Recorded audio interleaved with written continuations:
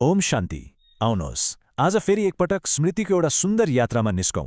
यो एउटा यस्तो यात्रा हो जहाँ हामी सँगै मिलेर यो खोज्नेछौँ कि मनलाई साँचो सुख र शान्तिले भर्ने त्यो गहिरो रहस्य आखिर के हो। आजको हाम्रो चिन्तनको आधार रहनेछ 14 नोभेम्बर 2025 को मुरलीसार। आउनुहोस् यसमा लुकेका गहिरा ज्ञानका मोतीहरूलाई सँगै मिलेर निकालौं र अनुभव गरौं। ल अब यात्राको सुरुवात गरौँ है त। सबैभन्दा पहिले एउटा महत्त्वपूर्ण प्रश्नमा विचार गरौँ। हाम्रो मनमा किन बारम्बार दुःख अनि रिसको लहर चलिरहन्छ? मुरलीमा यसको जड कारणलाई एकदमै स्पष्ट पारिएको छ। यो प्रश्न त हामी सबैको जीवनसँग जोडिएको छ, होइन र? सानो सानो कुरामा पनि कसैले केही भनिदियो वा अलिकति नोक्सान भयो भने पनि मन किन यति साह्रो भारी हुन्छ, किन यति धेरै रिस उठ्छ? हो, यसको जवाफ अन्त कतै होइन, हाम्रो आफ्नै भित्री अवस्थामा लुकेको छ। अब हेर्नुहोस्, ज्ञानले कति ठूलो फरक पार्छ। जबसम्म ज्ञान हुँदैन नि, मन सानो कुरामा पनि दुखी भइदिन्छ। तर जब हामीलाई ज्ञान मिल्छ, तब हामी यो पुरै विश्व चक्रको खेललाई बुझ्छौं अनि त जस्तोसुकै परिस्थितिमा पनि खुशी रहन सकिन्छ। वास्तवमा आफूलाई पतित अवस्थाबाट उठाएर पावन बनाउने यो यात्रा नै त ज्ञानको सबैभन्दा सुन्दर पक्ष हो। त्यसो भए प्रश्न उठ्छ, यो दुःख र रिसबाट मुक्त हुने बाटो के हो त? कसरी यो यात्रा तय गर्ने? मुरलीमा यसको लागि एकदमै सुन्दर र स्पष्ट विधि बताइएको छ, जसले हामीलाई सधैँको लागि शान्तिको बाटोमा डोर्याउँछ।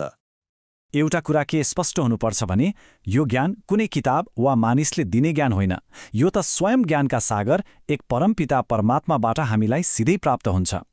उहाँले नै हामीलाई ज्ञानको त्यो तेस्रो आँखा दिनुहुन्छ जसले हामीलाई त्रिकालदर्शी बनाउँछ। मतलब भूत, वर्तमान र भविष्य तीनै कालको रहस्य हाम्रो अगाडि छर्लङ्ग हुन्छ। यो यात्राका लागि केवल 3वटा सरल तर एकदमै शक्तिशाली कदमहरू छन्। पहिलो कदम, आफूलाई यो शरीर होइन बरु यो शरीरबाट अलग एक चम्किलो ज्योतिबिन्दु आत्मा हुँ भन्ने अनुभव गर।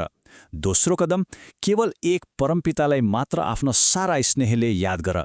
र तेस्रो कदम, आफ्नो बुद्धिलाई सधैँ आफ्नो साँचो घर यानि परमधामसँग जोडेर राख। मुरलीमा यसको लागि एउटा गजबको शब्द प्रयोग गरिएको छ, रुहानी फाँसी। सुन्दा अलि अनौठो लाग्ला, तर यसको अर्थ धेरै गहिरो छ। सोच्नुहोस् त, जसरी कसैलाई फाँसीमा झुन्ड्याउँदा उसलाई अरू केही कुराको होसै रहँदैन, ठिक त्यसै गरी जब हामी आफ्नो बुद्धिलाई आफ्नो घर र बाबाको यादमा झुन्ड्याउँछौँ, तब यो दुनियाँका बेकारका कुराहरूबाट हाम्रो ध्यान आफै हट्दै जान्छ। ल, यति मेहनत गरेर यो यात्रा त गर्ने, तर यसको अन्तिम मन्जिल के हो त? हामी कहाँ पुग्छौँ? यो यात्राको लक्ष्य हो सबैभन्दा उच्च, सबैभन्दा श्रेष्ठ पद प्राप्त गर्नु।